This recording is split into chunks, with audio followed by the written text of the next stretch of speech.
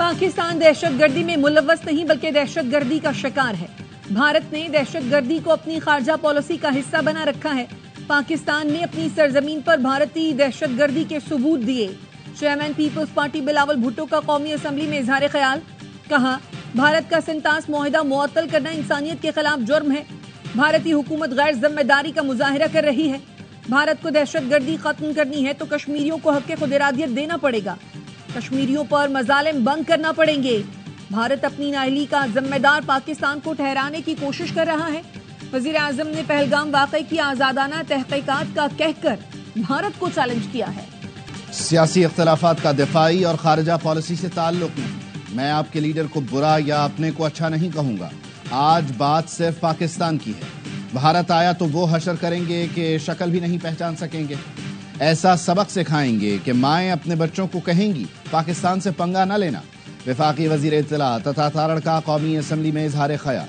वफाकी वजीर अमीर मकाम ने कहा पाकिस्तान में जहां भी दहशत गर्दी हो रही है उसमें भारत मुलव्वस है। पहलगाम वाकया भारत ने खुद कराया। सलामती काउंसिल में पाकिस्तान ने सबूत दे दिया। अक़वाम मुत्तहिदा से तहकीकात कराने की तजवीज़। पाकिस्तानी मंदूब ने बताया रॉ की एक दस्तावेज ने मोदी सरकार की साजिश बेनकाब कर दी।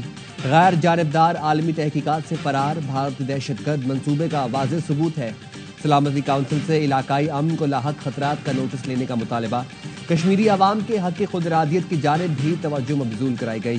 पाकिस्तान ने सिंतास मुआहिदे की मौतली के भारतीय एकतरफा इकदाम से भी अरकान को आगाह किया।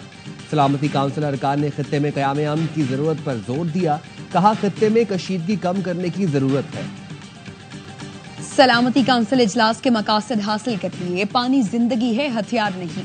अक़वाम मुत्तहिदा में पाकिस्तान के मुस्तकिल मंदूब आसिम इफ्तिखार के इजलास के बाद मीडिया को ब्रीफिंग।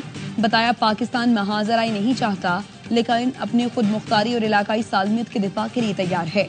भारत 22 अप्रैल के वाक़े को पाकिस्तान के खिलाफ जाहिरियत का जवाब बनाने की कोशिश कर रहा है। भारत के इस तर्ज अमल से पूरे खित्ते के अमन को खतरा है। सेक्रेटरी जनरल अक़वाम मुत्तहिदा की भारत और पाकिस्तान को सालिसी की पेशकश। एंटोनियो गुतेरेस ने कहा पाक भारत कशीदगी खतरनाक मकाम पर है। दोनों मुल्क तहम्मुल का मुजाहरा करें, गलती ना करें। जंग किसी मसले का हल नहीं। यूएन ऑफिस हर किस्म के ताउन के लिए तैयार है। ऐसी काविश की हिमायत और मदद के लिए तैयार है जिससे सिफारतकारी बढ़े, अमन कायम हो। वज़ीर आज़म शहबाज शरीफ और यूएन सेक्रेटरी जनरल में टेलीफोनिक राबिता। वज़ीर आज़म ने कशीदगी में कमी के लिए एंटोनियो गुतेरेस की कोशिशों को सराहा। पहलगाम वाक़े की आज़ादाना गैर जानिबदाराना तहकीकात की पेशकश की। वज़ीर आज़म ने पाकिस्तान के मौशी मफादात को नुकसान पहुँचाने की भारतीय कोशिशों पर तशवीश का इज़हार किया। 24 करोड़ अफराद पर मुश्तमिल ज़रई मईशत को नुकसान पहुँचाने की कोशिश, ऐलान जंग तस्वुर की जाएगी। भारत ने पहलगाम वाक़े से मुताल्लिक कोई सबूत नहीं दिया। भारत का जंगी जुनून इलाकाई अमन को खतरे में डाल रहा है।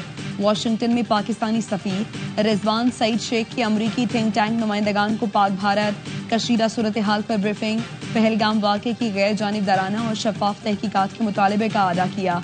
कहा भारत अपनी जबर अंगेज पॉलिसियों, इंतखाबी मसलहतों और इंतजामी नाअहलियों का बोझ पाकिस्तान पर नहीं डाल सकता।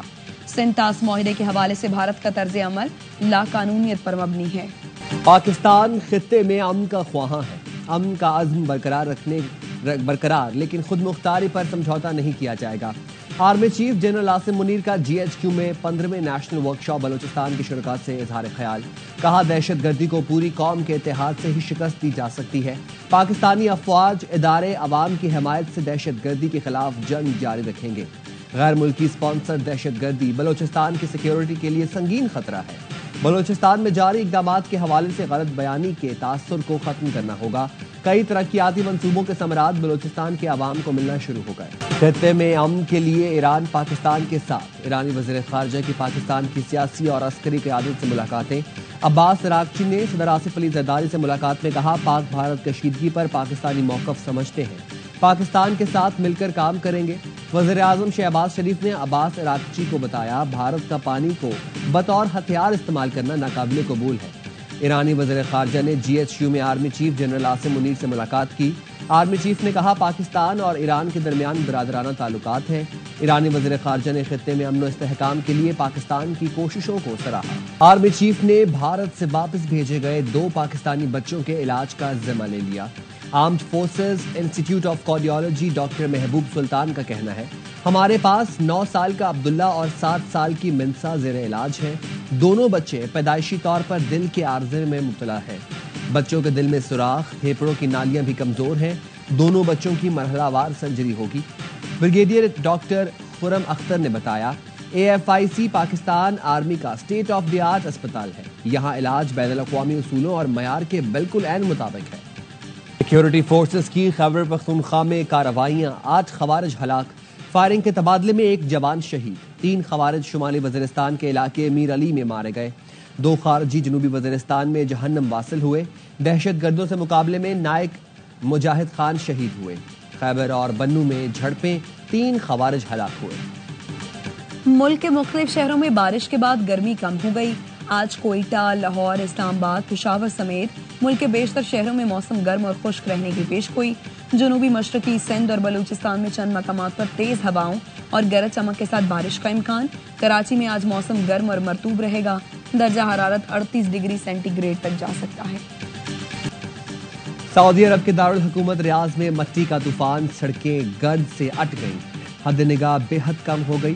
ٹریفک کی روانی بری طرح متاثر ہوئی. مٹی کے بگولے دیکھ کر لوگ خوف زدہ ہو گئے. حکام نے شہریوں کو گھروں میں رہنے اور غیر ضروری سفر سے گریز کرنے کی ہدایت. بھارتی ایجنسی را کا بلوچستان میں دہشت گردی کا منصوبہ بے نقاب. بلوچستان میں پراکسی سرگرم. کالعدم BLA، فتنہ الخارج اور غیر قانونی مقیم افغانوں کو دہشت گردی کی ہدایات جاری. گوادر، کوئٹہ اور خزدار پر دہشت گردوں کی نظر. بھارتی دہشت گردی ناکام بنانے کے لیے قانون نافذ کرنے والے ادارے متحرک. بھارت کی جاسوسی کی ایک اور کوشش ناکام.